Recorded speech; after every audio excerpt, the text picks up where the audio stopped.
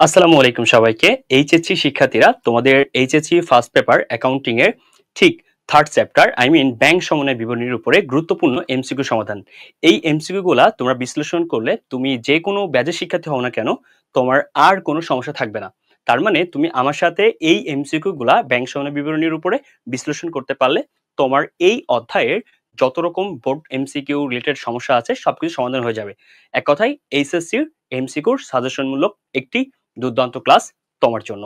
দেখো, এই অধ্যায়ের কিছু গুরুত্বপূর্ণ যে সাজেশনমূলক এমসিকিউ আমরা রেখেছি সেগুলা বিভিন্ন বোর্ড, বিভিন্ন কলেজ, টেস্ট পেপার সেখান থেকে। তাই এইগুলো তোমার জন্য অনেক বেশি গুরুত্বপূর্ণ।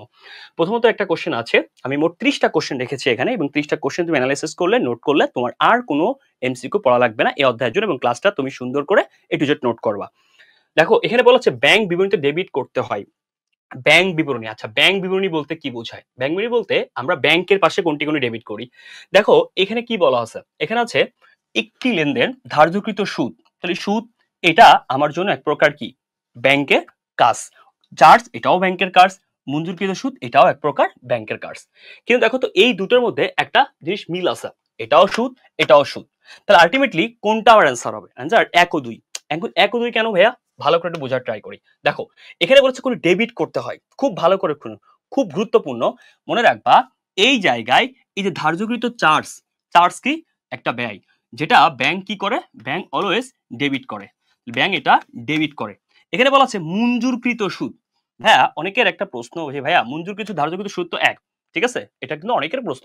কিন্তু দেখো ভাইয়া, ধার্যকৃত চার্জ, ধার্যকৃত সুদ, ধার্যকৃত মানে যেটা ধার্য করা হয়, ধার্য মানে তোমাকে ধার্য করা হয়েছে, মানে ব্যাংক ধার্য করে, ঠিক আছে, এক প্রকার ব্যয়। মানে ব্যাংক সাধারণত যে খরচটা ধার্য করে তাকে বলা হয় ধার্যকৃত চার্জ, ধার্যকৃত খরচ। Okay fine. ব্যাপারটা আসলে ধার্যকৃত সুদ বলতে বোঝাচ্ছে এই জায়গায় এরকম যে তোমার ব্যাংকে একটা টাকা জমা আছে, সেই টাকাটার নাম কি? জমাতিরিক্ত। সরি, তুমি একটা অতিরিক্ত ঋণ নিছো, জমাতিরিক্ত। মানে তুমি ব্যাংকে থেকে 500 টাকা, তোমার 5,000 টাকা জমা আছে, তুমি 7,000 টাকা নিয়েছো, তার মানে তুমি 2,000 টাকা একটু অতিরিক্ত নিয়েছো। এই অতিরিক্ত টাকার উপরে যে সুদ নেওয়া হয় তাকে বলা হয় জমাতিরিক্ত সুদ। ওকে, তাহলে ব্যাংক তোমার জমাতিরিক্তর উপরে সুদ ধার্য করেছে, ঠিক আছে। আর মঞ্জুরকৃত সুদ মানে ব্যাংক তোমার অ্যাকাউন্টে টাকা জমা ছিল, সেই জমা টাকার উপরে সুদ দিয়েছে, তার মানে তোমার অ্যাকাউন্টে টাকা বেড়েছে, এটা ব্যাংক কি করে? ক্রেডিট করে। ওকে ডান। তো এটা ব্যাংক কি করে? ক্রেডিট করে, ব্যাংক বিবরণীতে ক্রেডিট করা হয়। এটা হচ্ছে ধার্যকৃত সুদ। এই প্রশ্ন ভেদে নামটা তোমাকে জেনে নিতে হবে, এটা জমাকৃত, জমাতিরিক্ত সুদের আরেক নাম, বা জমাতিরিক্ত সুদকে বুঝিয়েছে এই অপশন ভেদে। ক্লিয়ার? ওকে, জমাতিরিক্ত সুদকে বুঝিয়েছে, আশা করি তুমি ক্লিয়ার হইছো। তাহলে এই দুটো ব্যাংকের ডেবিট হয়। নেক্সট দেখো ভাইয়া, এখানে কি বলা আছে, পর্যাপ্ত ফান্ডের অভাবে অমর্যাদাকৃত চেক। অমর্যাদাকৃত চেকের আরেক নাম এনএসএফ চেক, যাকে বলা হয় নট সাফিসিয়েন্ট ফান্ড। এই প্রশ্নটা পরীক্ষায় আসে যে এনএসএফ চেকের ফুল মিনিং কি। ওকে, যারা একটা হচ্ছে not sufficient fund. NSF cheque আবার এইভাবে থাকে, এন, এই যে এন, এই যে এস, এই যে এফ, এনএসএফ চেক। ওকে, অ্যানালিসিসটা খুব গুরুত্বপূর্ণ সহকারে শুনে, কিন্তু আরেকটা এমসিকিউ হয়, এই এনএসএফ চেক মানে কি? নট সাফিসিয়েন্ট বা অমর্যাদাকৃত চেক, বা যেই চেকটা ব্যাংক হতে ফেরত। তাহলে এক কথায় বলা হয় ব্যাংক হতে ফেরত। তাহলে যেটা ব্যাংক হতে কি হয়েছে? ফেরত এসেছে। এবং ব্যাংকের থেকে যখন ফেরত আসে, তার মানে ব্যাংকে যখন জমা হয় তখন ব্যাংক কি করে? ডেবিট করে স্বাভাবিকভাবে। সরি, ব্যাংকে যখন জমা হলে ব্যাংক ক্রেডিট করে। এবার যখন ব্যাংকেতে ফেরত, তাহলে ব্যাংক কি করবে? ডেবিট। তার মানে বলতে পারি জমাকৃত চেক অমর্যাদা হলে, বা অমর্যাদাকৃত চেক, বা এনএসএফ চেক, বা ব্যাংক হতে ফেরত চেক, সেটা ব্যাংক কি করে? ডেবিট করে। তাহলে ব্যাংক যদি ডেবিট করে এটাকে বলা হয় ডেবিট মেমোরেন্ডাম বলা যায়। তাহলে এনএসএফ চেককে আমরা ডেবিট মেমোরেন্ডাম বলি। আর এটা সংশোধন করার সময়, সংশোধন করার সময় কি করবে? নগদান বই কি করবে জানো? সংশোধন করার সময় নগদান বই ক্রেডিট করবে। কতগুলো এমসিকিউ শিখলাম আমরা। এনএসএফ চেক মানে অমর্যাদাকৃত চেক, যেই ফান্ডে কোনো টাকা থাকে না বা তহবিলে কোনো টাকা থাকে না, সেটি ব্যাংকে সাধারণতভাবে ব্যাংকে থেকে ফেরত হয়। আর ব্যাংকে থেকে ফেরত হয় মানে ব্যাংকের ডেবিট করে, আর ব্যাংকে ডেবিট মানে ডেবিট মেমোরেন্ডাম। আর ডেবিট মেমোরেন্ডাম মানে এটা আমার ব্যাংকের ডেবিট পাশেই যায়। এবং আরো শিখছি আমরা যে এটা হচ্ছে নগদান বইয়ের কোন পাশে যায়? ক্রেডিট পাশে যায় সংশোধনের সময়, ঠিক আছে। বা ব্যাংক সনদের নগদান বইয়ের পাশে ক্রেডিট পাশে যায়, ঠিক আছে। তাহলে এখান থেকে একাধিক প্রশ্ন হয় এনএসএফ চেক নিয়ে, আশা করি তোমরা একদম ক্লিয়ার হয়ে গেছো। এনএসএফ চেকের পর তারপরে কি আছে? তারপরে কোশ্চেন হচ্ছে আমাদের নিচে কোনটি ক্রেডিট মেমোরেন্ডাম অন্তর্ভুক্ত। মেমোরেন্ডাম থেকে অনেক বেশি প্রশ্ন হয়। ক্রেডিট মেমোরেন্ডামটা কি? মেমোরেন্ডাম দুই প্রকার, একটা ডেবিট আর একটা হচ্ছে ক্রেডিট। এই ডেবিট ব্যাংক, ব্যাংক যে সকল এন্ট্রি ডেবিট করে, তাহলে ব্যাংক যা ডেবিট করেছে, মানে ব্যাংক যেগুলো ডেবিট করেছে সেগুলো ডেবিট মেমোরেন্ডাম, আর ব্যাংক যা ক্রেডিট করেছে তা ক্রেডিট মেমোরেন্ডাম। ওকে, এক কথায় তোমাকে সহজে বলি, সকল আদায়, ব্যাংক যা আদায় করবে, ব্যাংকের সকল আদায় হচ্ছে ক্রেডিট মেমোরেন্ডাম।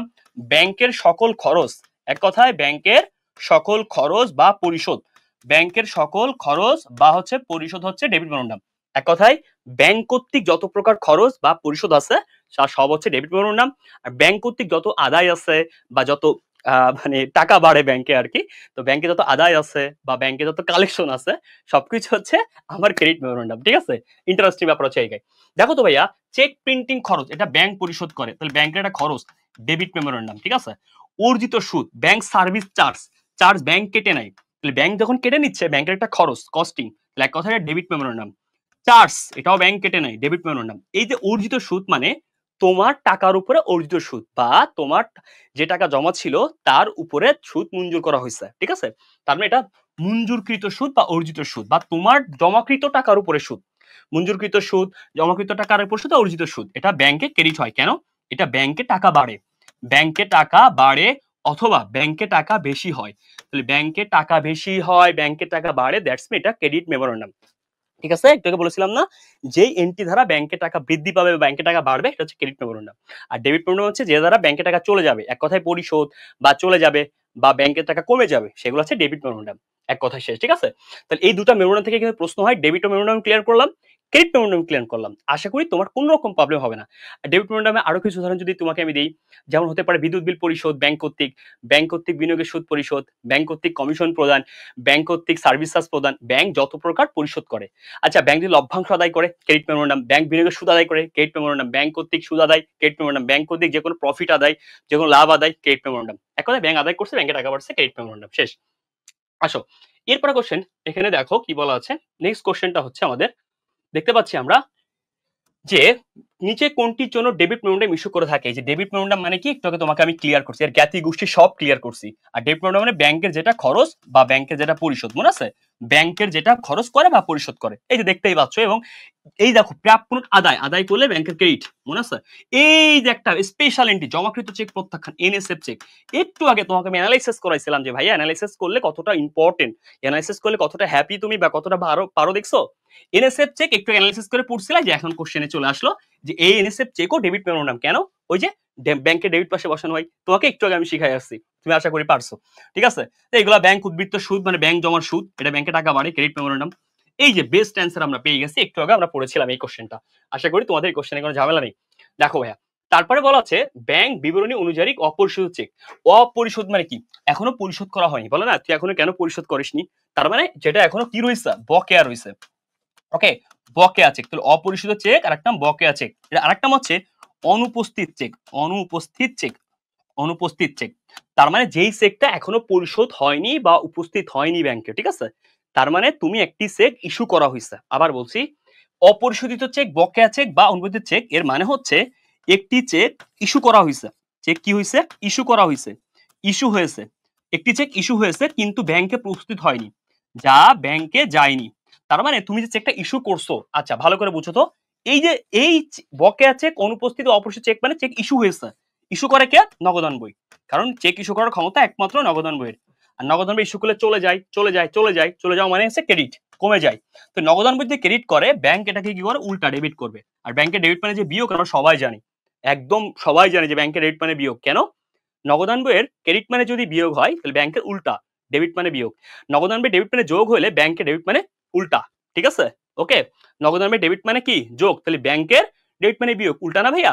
নগদ ব্যাংকের ডেবিট মানে বিয়োগ, তাহলে ব্যাংকের সাথে এটা কি করতে হবে? সংশোধনের জন্য ডেবিট দিয়ে করতে হবে বা বিয়োগ করতে হবে। দেখো তো কই ভাইয়া, নগদ নগদ, ব্যাংক কাটা, যোগ কাটা, এই যে ব্যাংকের থেকে বাদ দিতে হবে বা ডেবিট করতে হবে। ঠিক আছে, তার মানে এই এন্ট্রিগুলা তোমার জন্য পরীক্ষার হলে কতটা ইম্পর্টেন্ট, প্লাস মাইনাস বা ডেবিট ক্রেডিট নিয়ে আশা করি তুমি এই কোশ্চেন দ্বারা বুঝে গেছো। সবই বোর্ড কোশ্চেন, কলেজের কোশ্চেন, টেস্ট পেপার বাছাইকৃত কোশ্চেন। তুমি যদি অ্যানালাইসিস করে করে পড়ো তোমার জন্য বেটার হবে। দেখো তোমাকে আমি তিনটা নাম শিখালাম, যে কোনো একটা পরীক্ষা আসতে পারে, হ্যাঁ। এবং এই সেম কোশ্চেন আসতে পারে, আমরা সব বলি না ট্রানজিটে জমা, মনে আছে? ট্রানজিটে জমা, এই কোশ্চেনটা আসতে পারে। ট্রানজিটে বা হচ্ছে অনেক সময় আমরা বলি না পথিমধ্যে জমা, পথিমধ্যে জমা, এগুলো আমরা পারি কিন্তু। পথিমধ্যে, এই পথিমধ্যে জমা, প্যান্ডে জমা মানে কি? আদায়ের জন্য ব্যাংকে জমা, ব্যাংক আদায় করেনি, তাহলে আদায়ের জন্য ব্যাংকে জমা, তাহলে আদায়ের জন্য ব্যাংকে জমা যা ব্যাংক আদায় করেনি, ব্যাংক আদায় করেনি। তাহলে এই যে জমাটা কে দিচ্ছে? নগদান বই। নগদান বই জমা দিলে করে ডেবিট, এই জিনিসটা ব্যাংক কি করবে? বি তে ব্যাংক সি তে ক্রেডিট করে, উল্টা। তাহলে ভাইয়া দেখো তো ব্যাংকের ক্রেডিট মানে কি, নগদান বই ক্রেডিট মানে মাইনাস, তাহলে ব্যাংকের ক্রেডিট মানে প্লাস। তাহলে এই লেনদেনটা ব্যাংক কি করবে, ব্যাংকের ক্রেডিট করবে বা যোগ করবে, এইটাই পরীক্ষা আসবে। তুমি একটা এন্ট্রি এখন দেখছো পরীক্ষাতে, কিন্তু পরীক্ষাতে অন্য একটা এন্ট্রি আসবে এভাবেই। দ্যাটস মিন তুমি অ্যানালিসিস করে পড়ার মানে হচ্ছে তুমি এই রিলেটেড অন্য কোনো এন্ট্রি দিয়ে কোশ্চেন আসলে তুমি ইনশাল্লাহ পারবা, এটাই হচ্ছে তোমার ম্যাজিক বা পড়াশোনার স্টাইল। আসো তারপরে কোশ্চেন দেখো তুমি এখানে, হ্যাঁ কি বলেছে এখানে, এখানে বলছে নগদান বই ব্যাংক বইয়ের ব্যালেন্স গড় মিলে কারণ কি। হ্যাঁ ব্যালেন্সটা গড় মিল হবে কখন, যখনই দুইটা সমস্যা সৃষ্টি হবে, রাইট। কি কি, নগদান বই আর ব্যাংক। তাহলে দেখো তো কোন এন্ট্রি দ্বারা সমস্যা সৃষ্টি হয়, ব্যাংক সরাসরি আদায়, ভাই ব্যাংক আদায় করে ফেলছে, তাহলে ব্যাংক যখন আদায় করে ফেলছে কোনো সমস্যা হবে না, রাইট। ব্যাংক কর্তৃক পরিশোধ, হ্যাঁ ব্যাংক পরিশোধ করছে, ওকে ফাইন। ব্যাংক জমাকৃত চেক প্রত্যাখ্যান, ওকে ফাইন। দেখো এখানে একটা কথা আছে, খুব ভালো করে শোনো, খুব ইম্পর্টেন্ট কিন্তু এখানে কথাটা খুব গুরুত্বপূর্ণ। ব্যাংক পরিশোধ করেছে, এখানে ব্যাংক কর্তৃক আদায় করেছে, ইয়েস। দেখো ভাইয়া তাহলে অ্যান্সার কি হবে, সবগুলো। কেন সবগুলো হবে আমি বলি, দেখো ভাইয়া কেন সবগুলো হবে আমি বলি, খুব গুরুত্বপূর্ণ। এটা আদায় করেছে সরাসরি ব্যাংক, তার মানে নগদান বই জানে না। ব্যাংক সরাসরি আদায় করেছে, নগদান বই জানে না। ব্যাংক পরিশোধ করেছে, নগদান বই জানে না, তার ব্যাংক একা একা পরিশোধ করেছে, নগদান বই জানে না, রাইট। চেক প্রত্যাখ্যান, এটা তো আমরা সবাই জানি, চেক প্রত্যাখ্যান হলে কি হয়, বি তে ব্যাংক, ব্যাংক ডেবিট করে আর সংশোধনের জন্য নগদান বই ক্রেডিট করবে, এটা আমরা সবাই জানি। কিন্তু ব্যাংক যদি আদায় করে তাহলে ব্যাংক কি করে, আদায় করলে ব্যাংকে টাকা বাড়ে, ব্যাংকে টাকা বৃদ্ধি হয়, তাহলে ব্যাংক ক্রেডিট, নগদান বই কি করবে, উল্টা ডেবিট, ওকে ফাইন। ব্যাংক পরিশোধ, পরিশোধ করলে ব্যাংক কি করবে, ব্যাংক ডেবিট, কারণ ব্যাংকে টাকা কমে যায়, নগদান বই কি করবে, ক্রেডিট, শেষ এটা। তাহলে আমার সংশোধন বা অ্যান্সার হচ্ছে এটা অ্যান্সার, এটা অ্যান্সার, এটা অ্যান্সার। তাহলে সবগুলোই আমার কি ভাইয়া সমস্যা সৃষ্টি করবে, কারণ সবগুলো একটা জটলা লেগে আছে। যদি বলতো এরকম ব্যাংক কর্তৃক সরাসরি আদায় হয়েছে, নগদানভুক্ত হয়েছে, সমস্যা হইতো না। ব্যাংক কর্তৃক সরাসরি পরিশোধ, নগদানে লেখা হয়েছে, সমস্যা হইতো না। তাহলে আলটিমেটলি আমার সমস্যা হবে কোনগুলো, জটলা এন্ট্রিগুলো, যেই জটলা এন্ট্রিগুলা আমার কি এই জায়গা অর্ধেক কাজ হয় আর একদম হয় না, ওকে। আর এই এন্ট্রিটা তুমি অনেক আগে পড়ে আইছো, প্রত্যাখ্যান চেক বা জমাকৃত চেক, প্রত্যাখ্যান এনএসএফ চেক, এটা নিয়ে প্রবলেম নাই। দেখো ভাইয়া তারপরে কোশ্চেন কি আছে, তারপরে কোশ্চেন আছে ব্যাংক কর্তৃক মঞ্জুরকৃত সুদ, একটু আগে তোমার পড়াইছিলাম মনে আছে। ব্যাংক মঞ্জুরকৃত সুদ মানে তোমার অ্যাকাউন্টে যে টাকা আছে, ধরো তোমার অ্যাকাউন্টে ৫,০০০ টাকা আছে, এর উপর ব্যাংক 10% টাকা সুদ দিয়েছে, তার মানে তুমি এখানে আরো ৫০০ টাকা পাইছো, তোমার অ্যাকাউন্টে টাকা বৃদ্ধি হয়েছে, তার মানে তোমার ব্যাংকে টাকা বৃদ্ধি। আর ব্যাংকে টাকা বাড়লে, ব্যাংকে বৃদ্ধি হয়েছে বা ব্যাংকে জমা হয়েছে, এক কথায় ব্যাংকে টাকা বাড়ছে, তাহলে অবশ্যই এটা ক্রেডিট। ব্যাংকে টাকা বাড়লে যদি ক্রেডিট হয়, নগদান বইয়ে কি হবে, উল্টা ডেবিট। তাহলে এটা নগদান বইয়ে ডেবিট পাশে যাবে, কারণ এইটাই আমার আনসার, এই সেকেন্ড পার্টটাই আনসার, ওকে। সেকেন্ড পার্টটা নগদান বই ডেবিট পাশে যাবে, এই যে পাশ কাটা নগদান বই ডেবিট, এই যে ডেবিট অথবা প্লাস, একই কথা, নগদান বই ডেবিট অথবা প্লাস, নগদান বই ডেবিট অথবা প্লাস, দুইটা কোশ্চেন, দুইটা অ্যান্সারই এক, নগদান বই ডেবিট অথবা প্লাস, ঠিক আছে, ওকে। আসো দেন নেক্সট কোশ্চেন কি দেখো, খুব মন দিয়ে খেয়াল করো, নেক্সট কোশ্চেনটা ভালো করে বোঝার ট্রাই করো সবাই একটু কাইন্ডলি। নেক্সট কোশ্চেন ৮ নম্বর কোশ্চেন হচ্ছে এনএসএফ চেকের অর্থ কি, একটু কিন্তু পড়াই ফেলাইছি, জমাকৃত চেক প্রত্যাখ্যান। এটা কোশ্চেনটা একটা ইন্টারেস্টিং ব্যাপার, যখনই ইস্যুকৃত চেক উপস্থাপন না হইছে, তো ইস্যুকৃত চেকটা যখন ইস্যু করেছে কে, ইস্যু করেছে নগদান বই, ঠিক আছে, তো নগদান বই ইস্যু করেছে, আচ্ছা নগদান বই যখন ইস্যু করেছে, নগদান বইতে ক্রেডিট, ক্রেডিট অথবা মাইনাস। তো নগদান বই যদি ক্রেডিট করে তাহলে এটা ব্যাংক, ব্যাংক কি করবে, ব্যাংক ডেবিট করবে, ওকে ফাইন। তাহলে ব্যাংকের ডেবিট মানে কি, ব্যাংক ডেবিট মানে মাইনাস। এখন প্রশ্ন হচ্ছে ব্যাংক তো ডেবিট করেনি, এই যে না না বলেছে, তা না হতে কি হয়েছে, যদি হতো তাহলে ব্যাংক ডেবিট করতো বা মাইনাস করতো বা বিয়োগ করতো, যেহেতু হয়নি তাহলে ব্যাংকে কি হবে না, মাইনাস হবে না, তার মানে ব্যাংকের উদ্বৃত্তটা কমবে না, মাইনাস মানে ব্যাংকের উদ্বৃত্তটা কমে যাবে, ব্যাংকে যা ছিল তার থেকে কমে যাবে, তাই যখন হয়নি তার মানে ব্যাংকের উদ্বৃত্ত কমবে না, কমবে না মানে কি উদ্বৃত্ত বেশি দেখাবে, ওকে। এবার আসো এই যে নগদানের পাশে কি হয়েছে, এই নগদানের পাশে ক্রেডিট পাশে কমে গেছে, এই যে নগদান বইয়ের ব্যাংক উদ্বৃত্ত কমে থাকে, তার মানে তুমি যখনই দেখাচ্ছ না, তুমি যখনই দেখাচ্ছ না তখনই কি হচ্ছে, এই যে নগদান বইয়ের পাশে কি হয়েছে, কমে যাচ্ছে, ওকে, নগদান বইয়ের পাশে কমে যাচ্ছে, কারণ তুমি দেখাইতা তখন কি হইতো, এটা থাকতো না, এটা অ্যান্সার হইতো। তুমি যখন দেখাচ্ছ না, এটাও হচ্ছে না, তাহলে এটার জায়গায় এটা পুরো থাকতেছে, মাইনাস হয়ে থাকতেছে, তুমি দেখাইতা তাহলে এই পাশ এবার সমান হইতো, তুমি না দেখানোর ফলে এই পাশ দেখাচ্ছ না, তাহলে এই পাশে কম দেখাচ্ছে, এই জন্য বলেছে না দেখালে কি হবে, না দেখালে এটা তো কমে গেল, যদি দেখাইতা তাহলে এটা এটা ব্যালেন্স হইতো, না দেখানোর কারণে এটা এটার জায়গায় থাকতেছে, আবার এটা মাইনাস না হয়ে উল্টা হয়ে যাচ্ছে, কেন, কারণ দেখাইলে মাইনাস হইতো, না দেখাইলে বৃদ্ধি হয়ে যাচ্ছে, মানে বেশি হয়ে যাচ্ছে। আশা করি থ্যাংক ইউ, তুমি বুঝছো, না বুঝলে এই কোশ্চেনটা আবার দেখো, ঠিক আছে, কোশ্চেনটা অনেক ইম্পর্টেন্ট ছিল। ১০ নম্বর কোশ্চেন দেখো, এখানে একটা ম্যাথমেটিক্যাল টার্ম আছে, বলেছে ব্যাংক কর্তৃক ধার্যকৃত চার্জ, আচ্ছা চার্জ ব্যাংক কি করে, ব্যাংকের ডেবিট পাশে যায়, রাইট, ৫০০ টাকা, টাকা ভুলে নগদান বইয়ে, তা নগদান বইয়ের 2 বার লেখা হয়েছে। আচ্ছা বলো তো, এই চার্জটা 500 টাকা লেখার কথা, একবার লেখার কথা 500, 2 বার লেখা মানে 500 আর 500 মানে ডাবল লেখা হয়েছে। এই যে একবার 2 বার লেখা হয়েছে, ফলে ব্যাংক সমন্বিত গড় মিলের পরিমাণ কত? আচ্ছা বলো তো ভাই, স্বাভাবিক একটা সেন্সে কি বলা দরকার, একবার লেখার জায়গা তুমি 2 বার লিখছো, তাহলে গড় মিল কত হবে বলো? গড় মিল কত হবে? গড় মিলটা হচ্ছে তোমার, সবাই জানে এটা, যে ভাই আমি একবার বেশি লিখছি, অনেকে 1000 করে ফেলে না, অ্যান্সার হচ্ছে 500। কেন? তুমি একবার বেশি লিখছো। ইম্পর্টেন্ট ইস্যু হচ্ছে তুমি কয়বার বেশি লিখছো। তোমার লেখা তো একবার, তুমি লিখছো 2 বার। 2 বার লেখা মানে এই একবার বেশি লিখছো, যেটা বেশি লিখছো এটাই গড় মিল। এই যে যেটা বেশি লিখছো এটাই গড় মিল, তার মানে গড় মিল হচ্ছে 500। 1000 কিন্তু গড় মিল না, কারণ তুমি 1000 তোমার 500 লেখার কথা ছিল, আর 500 বেশি লিখছো, তার মানে তোমার গড় মিলটা হচ্ছে কত? 1000 না, গড় মিলটা 500। তুমি 500 বেশি লিখছো, নট 1000। ঠিক আছে? এটা কিন্তু খুব গুরুত্বপূর্ণ। অনেকে কিন্তু এখানে ভুল করে ফেলে, এই জায়গাগুলো একটু খেয়াল রাখবা, তাহলে কিন্তু এমসিকিউতে অনেক বেশি ধরা খাওয়া। ঠিক আছে? তো এইচএসসি পরীক্ষায় কিন্তু এরকম টুইস্টি যে ম্যাথ থাকে, এগুলাই মানুষ ধরা খায় আসলে মূলত। এরপরে দেখো যে কোশ্চেনটা আছে, এরপরে বলেছে 11 নম্বর কোশ্চেন। কি বলছে 11 নম্বর কোশ্চেন? নগদান বৈনিজারি ব্যাংক জমা। একটা ম্যাথ আছে, ভালো করে বুঝো। নগদান বৈনিজারি ব্যাংক জমার উদ্বৃত্ত দেখো 20,500। আমরা সবাই জানি নগদান বৈনিজারি ব্যাংক জমা উদ্বৃত্ত ডেবিট, কত? 20,500 টাকা ডেবিট। ঠিক আছে? আদায়ের জন্য জমাকৃত চেক এত টাকা, একটি চেক প্রত্যাখ্যান হয়েছে। আচ্ছা, জমাকৃত চেক প্রত্যাখ্যান হলে বলেছিলাম ব্যাংকে ডেবিট পাশে যায়, নগদান বইয়ের ক্রেডিট পাশে যাবে, তাই নগদানের ক্রেডিট পাশে। এন এ নগদান, সি তে ক্রেডিট, সংশোধনেরটাই আমার অ্যান্সার। হ্যাঁ, যেটা সংশোধন সেটাই আমার অ্যান্সার। একটি চেক প্রত্যাখ্যান এটা দিলাম, ব্যাংক বিবরণ অনুযায়ী কত হবে দেখো তো ভাইয়া, 20,500 10,000। এটা হচ্ছে আমার ডেবিট, এটা হচ্ছে জের ডেবিট, এখানে আছে ক্রেডিট। তাহলে বলো তো স্বাভাবিক সেন্সে জের যদি ডেবিট হয়, এই এনটি যদি ক্রেডিট হয়, তাহলে কি হবে? মাইনাস। যদি এই এনটিটা ডেবিট হতো তাহলে এখানে প্লাস হইতো। কেন? ডেবিটটা প্রথমটা ডেবিট মানে জের ডেবিট, নিচে আছে ক্রেডিট, উল্টা, তাহলে মাইনাস। যদি থাকতো ডেবিট তাহলে প্লাস হইতো। তার মানে 20,500 আর হচ্ছে এখানে মাইনাস 10,500, স্বাভাবিকভাবে বাদ দিলে 10,000 থাকে, এটাই আমার অ্যান্সার। ঠিক আছে? এবার আসো ভাইয়া, তাহলে এই ম্যাথটা আমি কেমনে করব? প্রথমে যে জেরটা থাকবে ওটা কার জের, কোন পাশে যাবে, তারপরে যে এন্ট্রিগুলো সংশোধনে কি হবে, এরপরে যোগ বিয়োগের ব্যাপারটা আলাদা। তুমি জাস্ট সংশোধনটা পারলে যোগ বিয়োগ পারবা, আশা করি তোমার এখানে প্যারা হবে না। ঠিক আছে? আসো, এরপর দেখো ভাইয়া যে কোশ্চেনটা আছে নেক্সট 12 নম্বর কোশ্চেন। এখানে বলছে, কি বলছে দেখা ট্রাই করে একটু। নগদান বইতে, ভালো করে বুঝি একটু। নগদান বইতে সরি ব্যাংক চার্জ 260 টাকা।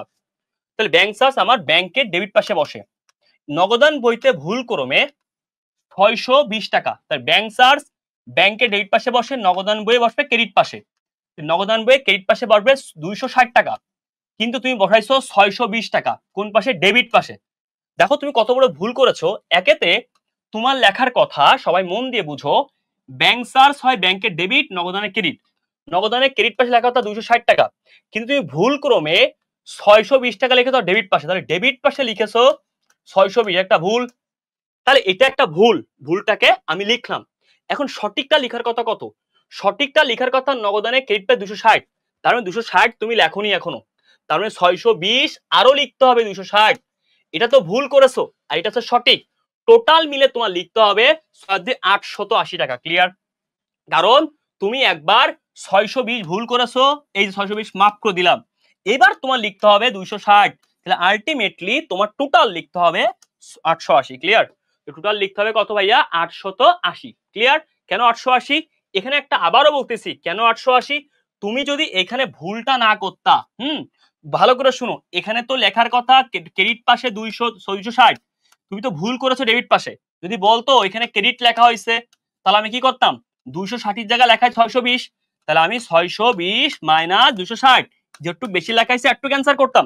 কিন্তু এখানে তো অন্য পাশে লেখা হয়েছে, তাই আমরা আগে যেটা ভুল করছি ওটা বসাইছি, পরে সঠিকটা বসাইছি। ক্লিয়ার? আশা করি এখানে তোমরা ক্লিয়ার হইছো যে কেন আমরা এরকমটা করলাম। এই যে উল্টা পাশে লেখা হয়েছে, লেখা হচ্ছে ক্রেডিট পাশে, লিখছো ডেবিট পাশে, তাই আমরা এটাকেও লিখছি, সংশোধন করছি, এটাও লিখছি। যদি এটা ক্রেডিট পাশে লেখা হতো তাহলে এর থেকে এটা মাইনাস করতাম, যতটুকু বেশি লাগাই ততটুকু গড়মিল।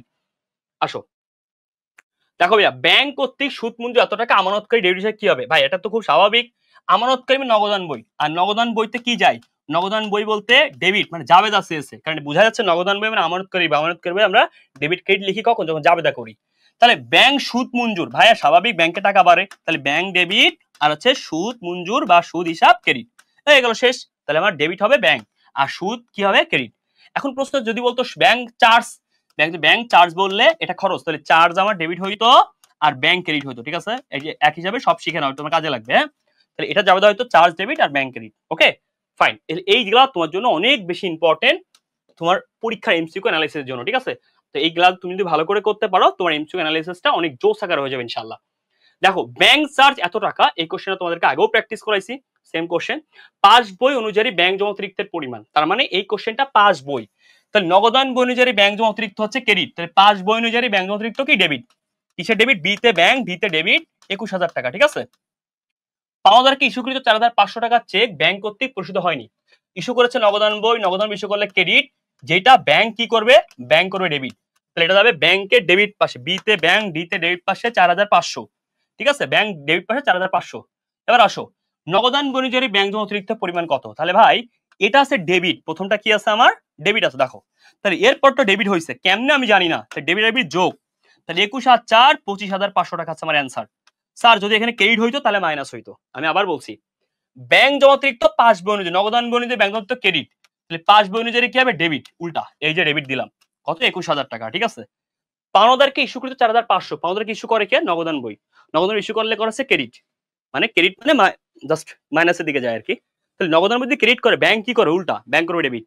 এই দেখো ব্যাংকের ডেবিট পাশে 4,500, এটাও ডেবিট এটাও ডেবিট, ওই যে বলে না চোরে চোরে মাছ তো ভাই, জের যদি ডেবিট হয় নিচেরটা ডেবিট হয় প্লাস, এটা ক্রেডিট হলে মাইনাস হতো। 21 আর 4 25,500, এটা আমার অ্যান্সার, ঠিক আছে? এই যে টেকনিকটা, এই টেকনিকগুলাই তোমাকে অনেক দূর আগায় নিয়ে যাবে ইনশাআল্লাহ। দেখো ভাইয়া, দেন তারপরে কোশ্চেনটা দেখার ট্রাই করি। ব্যাংক এত টাকার মঞ্জুরকৃত, ব্যাংক এত টাকার মঞ্জুরকৃত 73 ব্যাংক কর্তৃক মঞ্জুরকৃত সুদ, তার মানে ব্যাংকের কোন পাশে যায়? এটা মঞ্জুরকৃত সুদ আর ব্যাংকের ক্রেডিট পাশে যায় 73 টাকা, যা নগদান বইতে, আগের কোশ্চেন, এই আগের এরকম একটা কোশ্চেন সলভ করেছি আমি, নগদান বইতে 37 টাকা ক্রেডিট করা হয়। দেখো তো ব্যাংক মঞ্জুরকৃত সুদ 73 টাকা, ব্যাংকের যদি ক্রেডিট হয়, যা নগদান বইতে হবে ডেবিট, নগদান বই ডেবিট পাশে লাগবো 73 টাকা, কিন্তু আমি লিখছি ক্রেডিট পাশে, ভুল করছি, সেম যা ভুল করছি তা লিখছি, 37 টাকা যে আমি ভুল করছি ক্রেডিট পাশে আগে তা লিখছি। এবার আসো আমার লিখার কথা কত, ভুলটা লিখছি, মেনও তো লেখার কথা নগদান বই ডেবিট পাশে 73 টাকা, তাহলে এই যে মেন লেখার কথা 73 টাকা, ক্লিয়ার? 7 আর 3 10, 10 0 আর তোমার 1, 7 3 10 11, এই যে 110 টাকা হচ্ছে আমার অ্যান্সার, গড় বিলের পরিমাণ। ওই যে আগের একটা কোশ্চেন মনে আছে, বলেছিলাম ভাইয়া যদি কোশ্চেনে কখনো এরকম থাকে তাহলে এই প্রবলেমগুলো হয়, ওই রকমই কোশ্চেনটা আসে। যদি এখানে বলতো নগদানের ডেবিট পাশে হচ্ছে তোমার 37 লেখা হয়েছে, তাহলে 73 লেখার কথা, লেখা হচ্ছে 37, এখানে কম যেটা এটা আমার গড় মিলে কারণ হতো, কিন্তু যখন উল্টা পাশে কথা বলছে তখনই ওইটাকে সংশোধন করতে হবে, নতুনটা লিখতে হবে। বোঝা গেছে কথাটা? এইটা হচ্ছে এই ম্যাথের ট্রিক্স। ওকে আসো, উল্টা পাশে বললেই ঝামেলা। 17 নম্বর কোশ্চেন দেখার ট্রাই করি একটু আমরা। 17 নম্বর কোশ্চেনে কি বলছে? 17 নম্বর কোশ্চেনে অনেক বড় একটা কোশ্চেন। দেখো জামাল অ্যান্ড কং 31 তারিখে 2016 সালে নগদান বণিজের ব্যাংকজন উদ্বৃত্ত, নগদান ব্যাংকজন কত টাকা? নগদান বণিজের ব্যাংক ডেবিট, ডেবিট কত টাকা? 50,000, নগদান বণিজের ব্যাংকজন উদ্বৃত্ত ডেবিট 50,000, আমরা সবাই জানি এটা। 5,000 টাকার একটি চেক ব্যাংকে জমা দেওয়া হয়েছে, কিন্তু ভুলক্রমে নগদান বইতে 500 টাকা লেখা হয়েছে। দেখো এবং দেখো 5,000 টাকার চেক ব্যাংকে জমা, তাহলে ব্যাংকে জমা দেওয়া হলে ব্যাংক করে ক্রেডিট, নগদান বই কি করবে? নগদান বই করবে ডেবিট, নগদান বইয়ের ডেবিট পাশে লেখছে কত? 500, লেখার কথা কত? 5,000, তার মানে নগদান বইয়ের ডেবিট পাশে আরো লিখতে হবে 4,500। কেন? নগদান বইয়ের ডেবিট পাশে 5,000 লেখার কথা কিন্তু লেখা হয়েছে 500, নগদান বইয়ের ডেবিট পাশে 500 লেখা হয়েছে, তাহলে নগদান বইয়ের ডেবিট পাশে আরো 4,500 লিখতে হবে। নগদান ডিতে ডেবিট 4,500, ক্লিয়ার? আসো 2,000 টাকার চেক ইস্যু করা হয়েছে, নগদানভুক্ত দুইবার লেখা হয়েছে। দেখো একটা চেক 2,000 টাকা ইস্যু করা হয়েছে, তাহলে ইস্যু করা হলে কি হবে? নগদান বই ক্রেডিট করে, এই সেই নগদান বই দুইবার ক্রেডিট করছে, আর নগদান বই ক্রেডিট করেছে একবার, নগদান বই ক্রেডিট করেছে আরেকবার, দুইবার ক্রেডিট করেছে। তাহলে এখন কি করবে সে? দুইবার যখন নগদান বই ক্রেডিট করেছে, এখন সে নিজেই কি করবে? আরেকবার, একবার ক্রেডিট করার কথা দুইবার করেছে, তাহলে একবার ডেবিট করে দেবে। কেন? এই যে ডেবিট ক্রেডিট মাঝে থাকে শুধু একবার ক্রেডিট, তার মানে নগদান বই যেহেতু ভুল করে দুইবার ক্রেডিট করছে, তখন সে একবার ডেবিট করে দেবে। তাহলে কি হয়ে যাচ্ছে? ডেবিট ক্রেডিট কাটা থাকে ক্রেডিট একবার, ঠিক আছে? তো একবার ক্রেডিট না করে দুইবার ক্রেডিট করছিল, তারপরে বলতে পারি ইনি নগদান, সিতে ক্রেডিট কত টাকা? 2,000 টাকা। দেখো তো ভাইয়া, এটা জের হচ্ছে ডেবিট, তাহলে জের যদি ডেবিট হয় এটাও ডেবিট যোগ হবে, আর এটা হচ্ছে ক্রেডিট তাহলে মাইনাস হবে, জের যা তা যোগ আর অন্যটা মাইনাস। 50 আর 4,500। ওকে ওকে ফাইন, আর কিছু আছে? জমাকৃত চেক, চেক বাবদ ব্যাংক সময়ের বিনিময়ে কত টাকা যোগ? সরি, এখানে জমাকৃত চেক বাবদ চেস, শিট। ওকে ফাইন, এখানে জমাকৃত চেকের কথা বলেছে, ঠিক আছে? ওকে আচ্ছা ওকে ফাইন। দেখো এখানে জমাকৃত মানে পুরো ম্যাথ করতে বলেনি, আমরা হচ্ছে পুরো ম্যাথ করে ফেলাইছিলাম, ক্যালকুলেশন করলে ম্যাথ হয়ে যেত। এখানে বলে শুধু জমাকৃত চেক। দেখো এখানে জমাকৃত চেক মানে শুধুমাত্র কতটুকু জমা হয়েছে তার পরিমাণ চেয়েছে। এখানে কি বলেছে, এখানে জমাকৃত চেকের কথা বলেছিল যে ভাইয়া এই ভুলক্রমে নগদান বইতে 500 টাকা লেখা হয়েছে, ভালো করে বুঝো। জমাকৃত চেক মানে শুধুমাত্র একটা এন্ট্রি কথা বলেছে। সবাই একটু দেখার ট্রাই করি, শুধুমাত্র একটা এন্ট্রি কথা বলেছে। 5,000 টাকা চেক ব্যাংকে জমা দিয়েছে কিন্তু ভুলক্রমে নগদান বইতে 5,000 টাকার একটি চেক, মন দিয়ে বুঝো, ব্যাংকে জমা দেওয়া হয়েছে। তাহলে ব্যাংকে জমা দিলে ব্যাংক কি করে, বিতে ব্যাংক, সিতে ক্রেডিট। কিন্তু নগদান বই করবে কি, নগদান বই ডেবিট করবে। সে ডেবিট করবে 500 টাকা লেখা হয়েছে, তার মানে নগদান বই এখনো 4,500 ডেবিট করবে। ক্লিয়ার? তাহলে এইটাই আমার অ্যান্সার। শুধুমাত্র জমাকৃত চেকের কথা হচ্ছে, আমরা পুরো ম্যাথ করে ফেলছিলাম যার জন্য সময় লাগছে, এটা আসলে আমাদের জন্য একটা কি সময়ের ব্যাপার ছিল। কিন্তু ভাইয়া আমরা যে ম্যাথ পারিছি এটাও শুক্রিয়া। কিন্তু আমাদের তাহলে কি করতে হবে, উদ্দীপক প্রশ্ন যেটা সেটা দেখতে হবে। আমার মতো প্রশ্ন না দেখে সলভ করলে কিন্তু হবে না, ঠিক আছে? কারণ তুমি প্রায় করে যাবা। ওকে, একটা ইন্টারেস্টিং ব্যাপার হচ্ছে আমাদের এই যে তোমাদের যে এই এমসিকিউ গুলা আমরা এগুলা সিলেকশন করেছি আমাদের যে শিওরে প্লাস অ্যাকাউন্টিং বই ফার্স্ট পেপার সেকেন্ড পেপার এসএসসির শিওরে প্লাস এবং ম্যানেজমেন্ট শিওরে প্লাস বই থেকে। এর জন্য এই যে এই বইগুলো থেকে, এই জন্য তোমাদের জন্য সহজ হচ্ছে, এই বইতে ব্যাখ্যা সহ সব এটু দেওয়া আছে। আসো, এগুলো সব বোর্ড কোশ্চেন, কলেজের কোশ্চেন, তারপর হচ্ছে বিভিন্ন টেস্ট পেপারে কোশ্চেন এক জায়গায় করা। উক্ত কোম্পানি ইস্যুকৃত চেক বাবদ, এই যে আমি আগের থেকে পড়ে নিচ্ছি, শুধু ইস্যুকৃত চেকের কথা বলেছে, ব্যাংক সমিতি কত টাকা যোগ বা বিয়োগ হবে। ইস্যুকৃত চেকের কথা কি বলছে দেখো, 5,000 টাকার একটি চেক, খুব ভালো করে বুঝো, লেখা হয়েছে 2,000 টাকার চেক ইস্যু করা হয়েছে, যার নগদ জমিতে দুইবার লেখা হয়েছে। এই যে একটু আগে বলেছিলাম না ভাইয়া 2,000 টাকা বেশি লেখা হয়েছে, ওই যে একটু আগে কোশ্চেন পড়াইছিলাম, 2,000 টাকা দুইবার লেখা হয়েছে, মানে যে একবার তার মানে 2,000 টাকা কি বেশি হয়ে গেছে। তো 2,000 টাকা বেশি হয়ে গেছে, এখন কি করতে হবে, 2,000 টাকা বেশি, এখন 2,000 টাকা উল্টা লিখতে হবে। স্যার যোগ না বিয়োগ, ভেরি ইম্পর্টেন্ট কোশ্চেন, অনেকের মনে এই কোশ্চেনটা জাগবে। 2,000 টাকা চেক ইস্যু করছো নগদান বইতে, তো নগদান বইতে ইস্যু করলে কি হয়, -2,000। আবার তুমি ভুল করে 2,000 মাইনাস করছো, এখন তাহলে কি করবা, এখন ডেবিট করবা, মানে তুমি উল্টাবা। নগদান বইতে তুমি ক্রেডিট করছিলা বা মাইনাস করছিলা, এখন ডেবিট করবা অথবা প্লাস করবা 2,000, যেই ডেবিট সেই প্লাস। তাহলে প্লাস আর মাইনাস কেটে গেল, একবার থাকবে, একবার থাকবে, বুঝেছো? তাহলে তুমি যোগ করবা অথবা ডেবিট করবা, যোগ করবা অথবা ডেবিট করবা। ক্লিয়ার? তুমি যোগ করবা অথবা কি করবা, ডেবিট করবা, তো উল্টাটা করবা আর কি। হ্যাঁ, যোগ করবা অথবা ডেবিট করবা। ওকে ওকে ওকে, যোগ করবা অথবা কি করবা, ডেবিট করবা, তাহলে হয়ে যাবে, ঠিক আছে?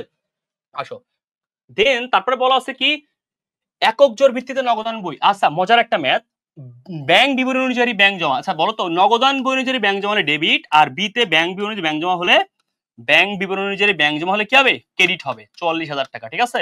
ওকে, প্রথম লেনদেনটা আমরা ক্লিয়ার হয়েছি যে নগদান বই অনুযায়ী ব্যাংক জমা ডেবিট আর ব্যাংক বিবরণী অনুযায়ী ব্যাংক জমা ক্রেডিট। পাওনাদারকে ইস্যুকৃত 10,000 টাকার যে চেক যা ব্যাংকে উপস্থিত হয়নি, চেক ইস্যু করা হলে নগদান বই করে ক্রেডিট, তাহলে ব্যাংক করবে ডেবিট। তাহলে বিতে ব্যাংক, ডিতে ডেবিট, কত, 10,000 টাকা। কেন, এই যে ইস্যু করা হয়েছে, ইস্যু করে নগদান বই, নগদান বই ইস্যু করলে করলে ক্রেডিট, এটা ব্যাংক, বিতে ব্যাংক, ব্যাংক করবে ডেবিট। ক্লিয়ার? ব্যাংক করবে ডেবিট। আসো, দেনাদার এত টাকার চেক সরাসরি ব্যাংকে জমা, দেনাদার জমা দিয়েছে সরাসরি, দেনাদার ব্যাংকে জমা দিলে ব্যাংক কি করে, ব্যাংক ক্রেডিট করে, আর নগদান বই করবে ডেবিট। এটা নগদান বই, এনে নগদান, ডিতে ডেবিট, কত টাকা, 8,000 টাকা, ঠিক আছে? Okay fine. এই যে দেনাদার ব্যাংকে জমা দিয়েছে, তাহলে ব্যাংকে জমা দিলে ব্যাংক ক্রেডিট করবে, ব্যাংকে টাকা বাড়ে, আর ব্যাংক যদি ক্রেডিট করে নগদান বই উল্টা ডেবিট করবে। আসো, আর কিছু আছে নাই? তা দেখো তো প্রথম যেটা কি আছে, ক্রেডিট আছে, এখানে ডেবিট আছে, তাহলে ডেবিট মাইনাস মাইনাস উল্টা। 44 থেকে 10 বাদ দাও, 34, 34 থেকে তুমি 8 বাদ দাও, কত হবে, 26,000, 100%। 26,000 না ভাইয়া, 26,000 অ্যান্সার, এই 26,000 অ্যান্সার, ঠিক আছে? ওকে, এই যে মানে ম্যাথটা তুমি ভালো পারো, বেসিকটা স্ট্রং থাকে, তুমি কিন্তু এই অ্যানালাইসিসের যে ম্যাথগুলো আছে তুমি পারবা, তোমার কাছে এগুলো করবে ব্যাপারই না। যদি বেসিকটা তোমার স্ট্রং না থাকে, তুমি যদি ওই এন্ট্রিগুলো তোমার জানা না থাকে, তখন কিন্তু তোমার জন্য একটা বড় প্রবলেম হয়ে যাবে, ঠিক আছে? Okay fine. আসো, এই যে একটা ব্যাপার দেখো, জমাকৃত চেক বাবদ ব্যাংক সমিতি কত টাকা যাবে। তা দেখো তো জমাকৃত চেকের কথা কি বলা আছে, এখানে বলা হয়েছে 10,000 টাকার একটি চেক ব্যাংকে জমা দেওয়া হয়, ভুলক্রমে নগদান বইতে 9,000 টাকা লেখা হয়েছে।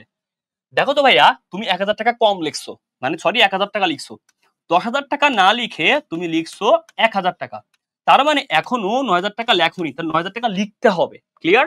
9,000 টাকা লিখতে হবে, তার মানে বোঝাচ্ছে জমাকৃত চেক কত টাকা যোগ করতে হবে, যোগ বা বিয়োগ কিছুই বলেনি। ভাই আমি কেমনে বুঝবো যোগ করতে হবে, এই যে চেক ব্যাংকে জমা, তাহলে ব্যাংকে জমা দিলে নগদান বই করো ডেবিট, কিন্তু নগদান বই দেখো কি হয়েছে, এই যে 1,000 টাকা ডেবিট করছে, নগদান বই 1,000 টাকা ডেবিট করছে, আরো 9,000 টাকা কি করবে, ডেবিট করবে। আর নগদান বই ডেবিট মানে যোগ, নগদান বই যোগ করবে বা ডেবিট করবে 9,000 টাকা। ক্লিয়ার?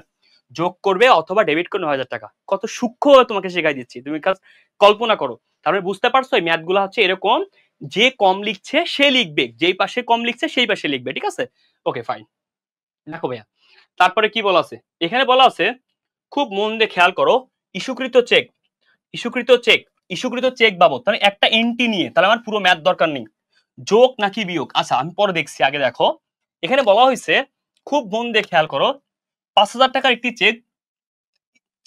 চেক নগদানবিতে 2 বার ক্রেডিট করা হয়। দেখো তো 5,000 টাকার চেক 2 বার নগদানবিতে ক্রেডিট করছো, নগদানের ক্রেডিট 5,000, ক্রেডিট মানে মাইনাস, নগদানের ক্রেডিট 5,000, 2 বার লিখাতে কি হয়েছে, এখন সংশোধন করতে গেলে তুমি যখন 2 বার লিখছো তুমি তো উল্টাই দিবা, তাহলে 2 বার ক্রেডিট করছো মানে একবার ডেবিট করতে হবে 5,000, ক্রেডিট মানে প্লাস, তার নগদান বই এখন কি করবে, সংশোধন করতে হলে যত 2 বার ভুল করে ফেলাইছে, এখন একবার ডেবিট করবে বা যোগ করবে, এই যে ডেবিট করবে বা যোগ করবে, ক্লিয়ার, যোগ করবে অথবা ডেবিট করবে, কেন, কারণ সে 2 বার ক্রেডিট করছে মানে মাইনাস করছে, তাহলে এখন সে সংশোধনের জন্য সে নিজেই একবার কি করবে, একবার যে বেশি করছে না সেই একবার উল্টা করবে, মানে ডেবিট বা প্লাস।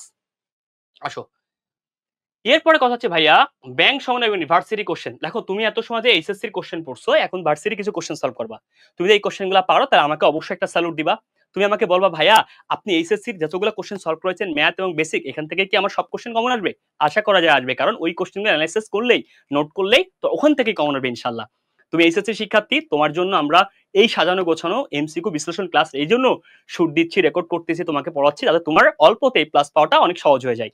এবং দেখো ভার্সিটির জন্য তুমি কেমন নিজেকে এগিয়ে রাখবা, ব্যাংক সমন্বয় প্রস্তুতকালে তুমি আমার সাথে জাস্ট বলো যে কোনটি ব্যাংক জের হতে নিচে বিয়োগ, তাহলে ব্যাংকের জের হতে বিয়োগ, আচ্ছা আমি জানি না কোনটা, হ্যাঁ, তাহলে এক কথায় বিতে ব্যাংক, ব্যাংকের বিয়োগ মানে ব্যাংকের ডেবিট পাশে যায়, তাহলে এক কথায় ব্যাংকের ডেবিট পাশে অথবা বিয়োগ হবে, কোনটা বলেছে, ব্যাংকের ডেবিট অথবা বিয়োগ, দেখছো এই যে বিয়োগ, দেখো ব্যাংক সার্ভিস চার্জ, ওকে করতে হয়, দেখো ব্যাংক সার্ভিস চার্জ মানে কি, এই কাজটা কে করে, ব্যাংক সার্ভিস চার্জ, এই তো ব্যাংক ডেবিট করে, নগদান বই ক্রেডিট করবে, আচ্ছা স্যার ব্যাংক তো ডেবিট করতে, এটা কি অ্যান্সার হবে, উত্তর হচ্ছে না ভাইয়া, অলওয়েজ অ্যান্সার হচ্ছে এই সেকেন্ড পার্টটা, মনে রাখবা সেকেন্ড পার্টটা হচ্ছে অ্যান্সার, অ্যান্সারের ক্ষেত্রে কোনটা প্রায়োরিটি দিব, সেকেন্ড পার্টটা, তাহলে এটা হচ্ছে আমার অ্যান্সার, এটা পাস্ট, পাস্ট কখনো অ্যান্সার হয় না, ঠিক আছে, এই সেকেন্ড পার্টটা অ্যান্সার, সেকেন্ড পার্টে কিন্তু ব্যাংক নাই, ব্যাংক ব্যাংক ক্রেডিট না, সরি ডেবিট না অথবা ব্যাংক মাইনাস নাই, তাহলে এটা হবে না।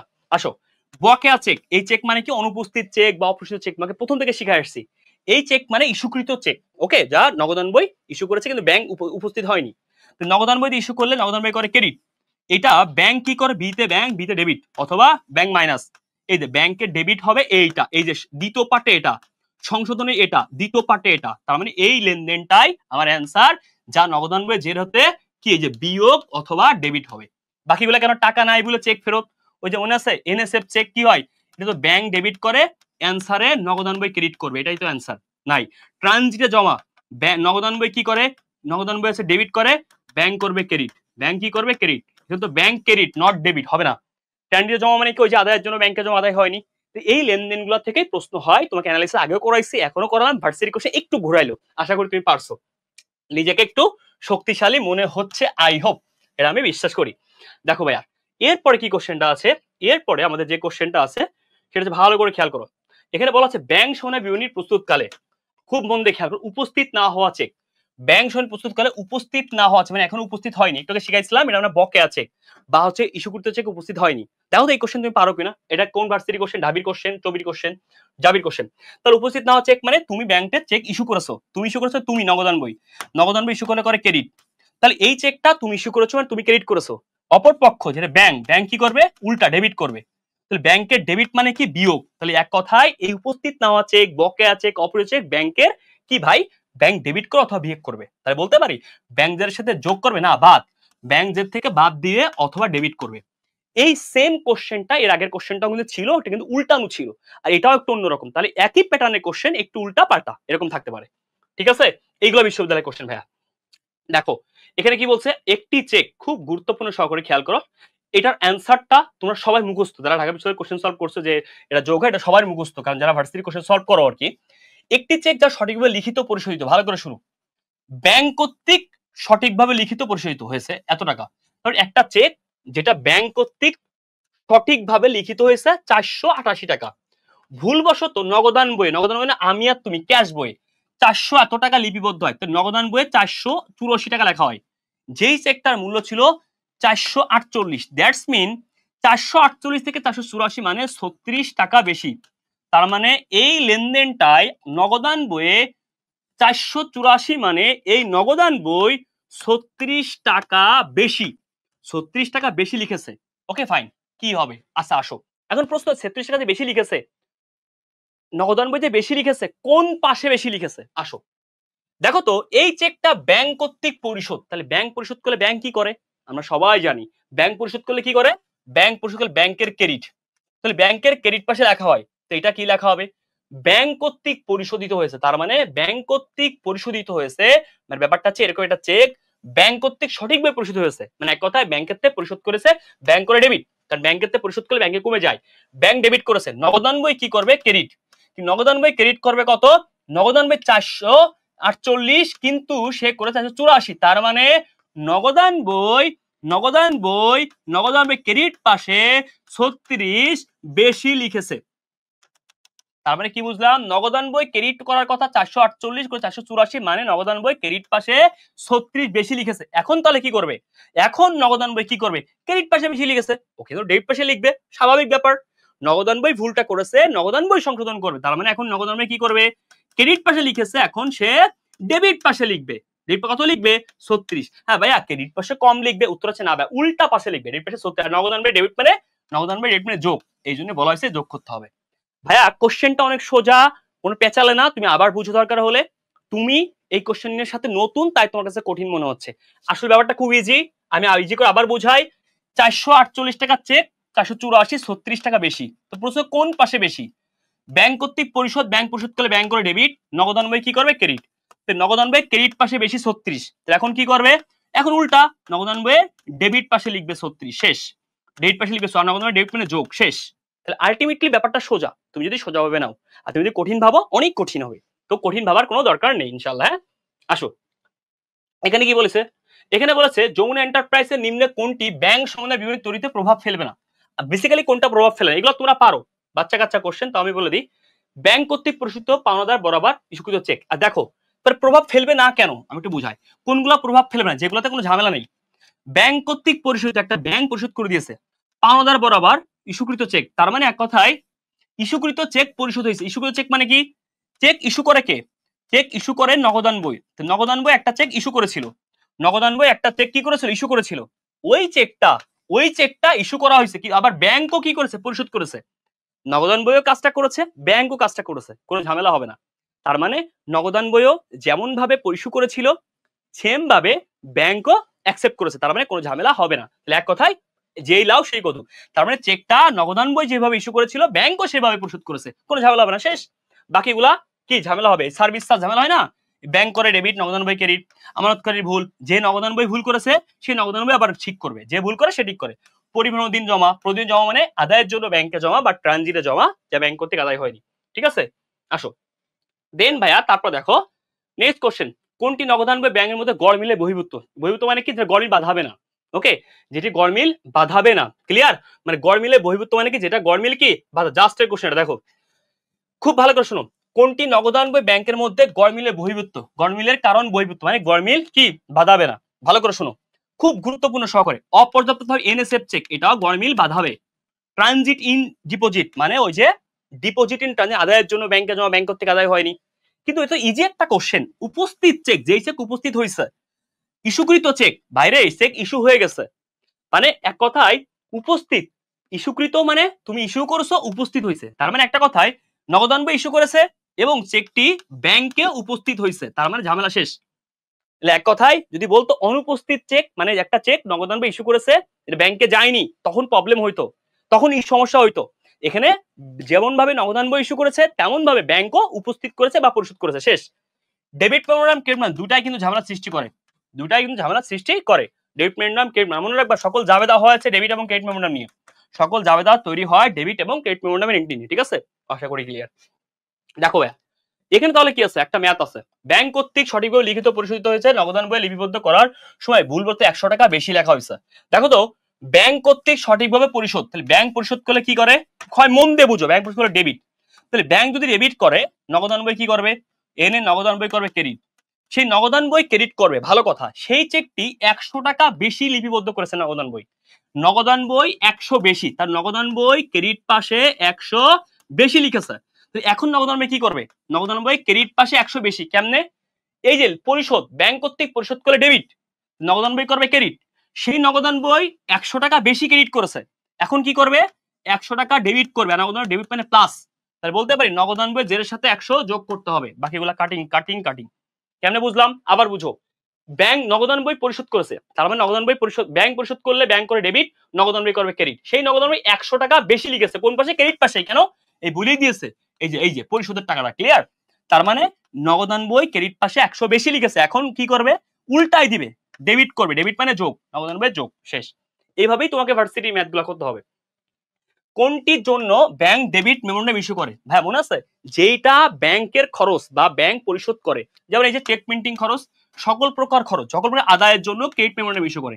জমাকৃত চেক, ভাই না, এনএসএফ চেক, জমাকৃত চেক প্রত্যাখ্যান যদি বলতো, প্রত্যাখ্যান বললে ডেবিট মেমোরেন্ডাম হইতো। ক্লিয়ার? সুদ মঞ্জুর, ব্যাংকের টাকা বাড়ছে, ক্রেডিট মেমোরেন্ডাম, বা ব্যাংক সুদ আদায়, ক্রেডিট মেমোরেন্ডাম হয় বেসিক্যালি। ওকে, মানে এক কথায় ব্যাংকে টাকা বাড়লে, এক কথায় ব্যাংকে টাকা বাড়ছে, ব্যাংকে আদায় হয়েছে, ক্রেডিট মেমোরেন্ডাম। ব্যাংকে টাকা তোমার হচ্ছে খরচ হয়েছে, বা যে কোনো ইয়া কাটা হয়েছে, খরচ কাটা হয়েছে, চেক, এগুলোকে বলা হয় ডেবিট, ডেবিট মেমোরেন্ডাম। আসো নেক্সট কোশ্চেন, ব্যাংক সমন্বয় বিবরণীর ক্ষেত্রে ব্যাংকের স্থিতিতে কোনটি যোগ করা হয়? মানে ব্যাংকের পাশে কোনটি যোগ করা হয়? কোথায়? ব্যাংকের স্থিতিতে, মানে ব্যাংকের পাশে, বিতে ব্যাংক, কোনটি যোগ? ব্যাংকের যোগ মানে কি? ব্যাংকের যোগ মানে প্লাস, মানে কোনটার অ্যান্সার ব্যাংকের ক্রেডিট বা যোগ হবে? দেখো, ট্রানজিটে জমাকৃত চেক মানে আদায়ের জন্য জমাকৃত চেক, চেক জমা দেয় কিনা? নগদান বই, নগদান বই জমা দিলে করে ক্রেডিট, নগদান বই জমা দিলে করে ডেবিট, নগদান বই জমা দিলে করে ডেবিট। বিতে ব্যাংক, ব্যাংক করবে ক্রেডিট। এই দেখো মিলছে, এই যে মিলছে, তাহলে ব্যাংকের ক্রেডিট অথবা যোগ। ক্লিয়ার? মানে ব্যাপারটা খুব সিম্পল। কি বলছে? ব্যাংকের যোগ হবে, তাহলে ব্যাংকের যোগ মানে কি? ব্যাংকের যোগ অথবা ব্যাংকের ক্রেডিট। দেখো তো, এই যে ট্রানজিটে জমা মানে কি? নগদান বই জমা দিয়েছে, নগদান জমা দিলে করে ডেবিট, উল্টা পাশে বিতে ব্যাংক, ব্যাংক করবে ক্রেডিট। এই যে মিলে গেছে, শেষ।